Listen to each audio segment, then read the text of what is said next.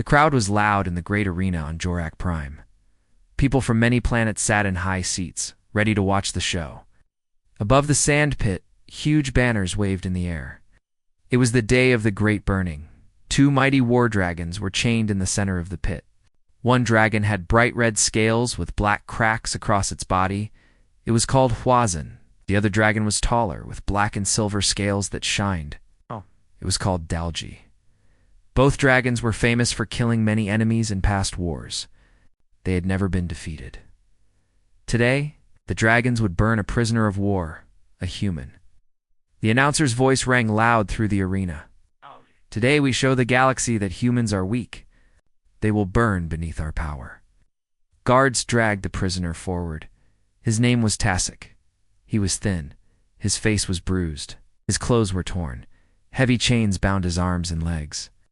The guards pushed him hard and he stumbled into the pit. The crowd cheered. Many shouted insults. They called him a weak human, a fool, a broken enemy. Tasik did not speak. He did not beg. He stood straight and looked at the 2 dragons.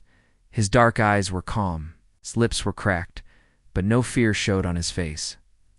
From the high balcony, the High Regent Sangwan watched. He laughed. "This is no warrior," he said. "This is only a meal for the flames." The dragons pulled against their chains. Their handlers unlocked the gates. The metal doors clanged open. "Let the human burn," shouted the announcer.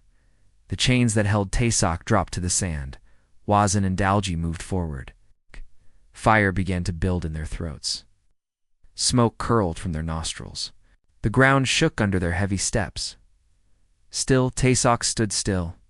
He did not run. He did not cry. He tilted his head slightly as if listening to something far away. The dragons were close now.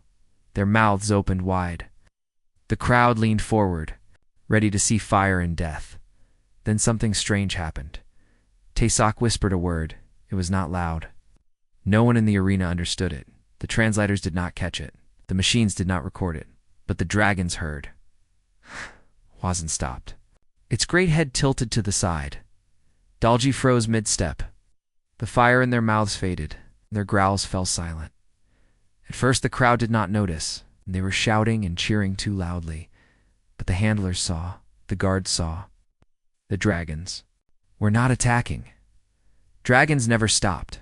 Dragons always killed. This was known. This was the rule of the pit. Now, both dragons stood still, eyes on Tasik, not with hunger. With confusion, High Regent Sangwan rose from his seat. His eyes narrowed. "What is this?" he said. "Why do they not attack?" Down below, Tasik took a slow breath. The wind moved through the arena, cool against the hot sand. He looked at the dragons with eyes deep and old, not the eyes of a broken man, the eyes of something more. The dragons stared back, as if they remembered something long forgotten. The crowd slowly went quiet. This was no simple fight. This was not a meal. Something was happening, and in that moment, the galaxy had no idea what kind of human they had thrown into the arena. The High Regent Sangwan stood in the royal balcony. His feathers flared in anger. His voice echoed through the arena. "Why are the dragons not attacking? Shock them." "Now," he shouted below. In the arena, the 2 great dragons, Hwazan and Dalji, stood still. Their red and black eyes watched the human Tasik. They did not roar. They did not burn him. They only stared. The crowd murmured. Something was wrong. The dragons had never disobeyed before. The handlers in the control room pressed the buttons to shock the dragons. Bright red lights flashed. But then sparks flew. The control screens went dark. The collars on the dragons stopped working. The machines failed. "This is impossible," one technician shouted. "The systems are dead." Down in the arena, Tasik stood tall. His body was thin and weak. His clothes were torn. Chains still hung from his wrists. But his eyes were sharp. His face calm. He took a small step forward. The ground beneath him was cracked and black from old flames, but he did not fear it. The dragons watched him closely. Their long necks moved slightly. Their massive bodies shifted. The runes on their faces began to glow, soft at first, then brighter. A memory was waking. Long ago, before the stars were ruled by empires, humans and dragons had fought together. They were allies once. The old words still lived in the dragons. Hearts, though the world had forgotten, Taysoc raised his chained hands. Slowly, without fear, he placed one hand on the chest of the red dragon, was in. There was no force, no command, only simple contact. The dragon's body trembled. Not from pain, not from anger, but from something deeper, recognition, the heavy. Chains that had held Wazen began to glow white, then faded away. Not broken, not burned, gone, as if they had never been there. Dalji, the black-scaled dragon, stepped closer. His eyes locked on Taysoc, full of deep memory. All across the arena, the nobles gasped. The crowd leaned forward in shock. Never had anyone seen such a thing. Why aren't they killing him? Sangwan shouted again. But no one answered. But no one understood. The announcer's voice trembled. This is not according to the plan, he whispered. The two dragons now bowed their heads before Taysoc, not in fear, not in defeat. In respect, a deep, low sound rumbled from their throats, not a roar, but a song, old as the stars. The crowd fell silent. You could hear the wind through the arena. You could hear the breath of every being present. The warriors and guards stood frozen. No one dared move. No one dared speak. For in that moment, they all saw the truth. This human was not weak. He was not prey. He was something more. An ancient flame had awakened. The old bond between humans and dragons was not lost. It had only been sleeping, and now through Taysoc it had returned. The air in the arena felt thick. No one spoke. No one cheered. Every eye stared at the man standing between the two great dragons. His name was Taysoc, once a prisoner, now something else. The dragons, the crimson-scaled Wazen, and the dark Delgi stood behind him. They were not attacking. They were not roaring. They were calm, waiting. Up in the high balcony, High Regent Sangwan's face was red with anger. His voice echoed through the arena. Attack him. Now kill him. The guards in the arena hesitated. No one wanted to be the first to step forward. The dragons looked ready to strike, but not at the man. They looked ready to fight anyone who threatened him. Bring the mechs, Sangwan shouted. From the walls of the arena, heavy doors opened. With a hiss, dozens of battle mechs marched in. Their metal feet thudded on the stone floor. Red lights flashed on their armor. These were machines made for killing. They had plasma guns, energy blades, and neural shock weapons. No human could stand against them. Hover troopers flew down from above, soldiers in black armor, faces hidden. Behind visors, landed in a circle around Taysoc. They raised their rifles. Their orders were clear.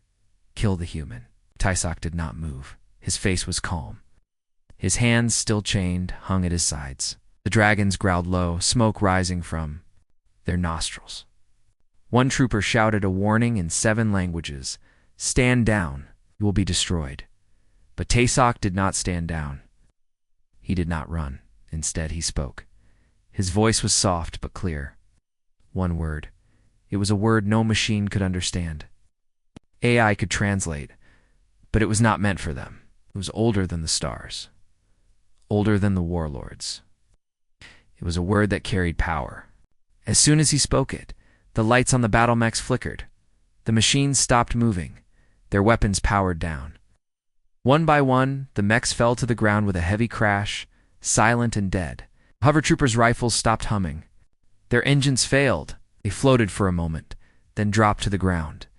The soldiers scrambled, confused, afraid. It was as if the machines had forgotten how to fight. The dragons stepped closer. Their eyes burned with light. They no longer looked like beasts.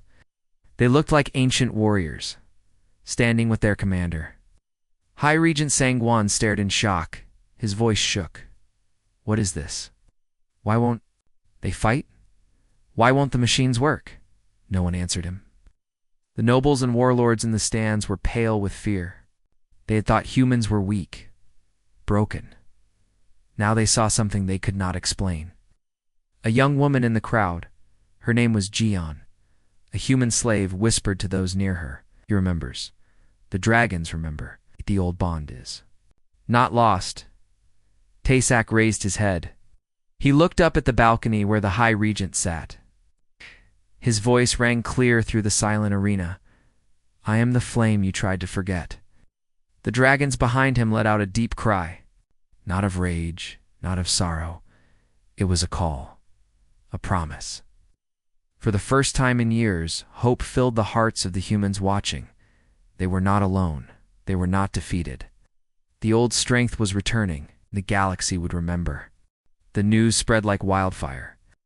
What had happened in the Dragon Arena was no simple event. It shook the hearts of the rulers, the nobles, and the soldiers. They had thrown a weak human into the pit, expecting ashes. But what came out was something far greater. Take-Suk, the prisoner of war, now stood tall in the middle of the great arena.